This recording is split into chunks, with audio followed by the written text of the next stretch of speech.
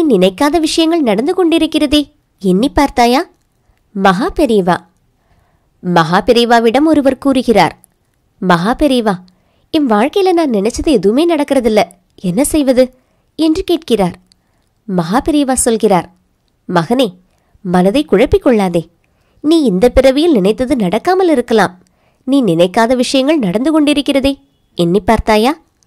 ஆம் மகா பெரியவா, நிறைய விஷயங்கள் நான் நினைக்காமலேயே நடந்திருக்கிறது என்று அந்த மனிதர் சொல்ல உடன் மகா பெரியவா உரைக்கிறார், இப்பிறவியில் நினைக்காமல் நடந்திருக்கிற பல விஷயங்கள் நீ முற்பிறவியில் எண்ணிய எண்ணங்களின் வாசனைதான்.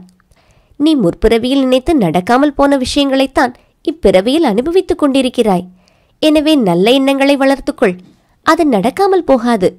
உன் கர்மாவை பொறுத்து இப்பிறவியில் இல்லையானாலும் வேறு ஒரு பிறவியில் நிச்சயமாக நடக்கும். இதுதான் எண்ணங்களின் மகிமை. இறைநீதியும் அதுவே. உன் எண்ணம் போல வாழ் என்று வாழ்த்தி அனுப்புகிறார். நம் வாழ்க்கையில் ஏதோ ஒன்றை தேடிக்கொண்டேதான் இருப்போம். அறிவை தேடுவோம், வேலை தேடுவோம், பணத்தை தேடுவோம், பொன்னை தேடுவோம், பொருளை தேடுவோம், மண்ணை தேடுவோம். தேடலில் தோல்வி உண்டானால் இறைவனை தேடுவோம். ஆக ஏதாவது ஒன்றை நம் மனது தேடிக்கொண்டேதான் இருக்கும். அது மனித இயல்பு. கடலலையும் ஓயாது, மனித மனமும் ஓயாது. இப்படித்தான் வாழ்க்கையில் நாம் ஒன்று தேடும்போது தேடாத ஒன்று, அதாவது ஆனாலும் முற்பிறவியில் தேடியதுதான் அது வந்து சேர்கிறது. இதை உணர்கிற போது நம் தேடலில் உள்ள உண்மை புரிந்துவிடும். ஆழ்ந்த நம் இறைத்தன்மை நம் எண்ணங்களின் வலிமைதான் என்பது புரிந்துவிடும். நல்ல எண்ணங்களில் இறைவன் இருக்கிறான்.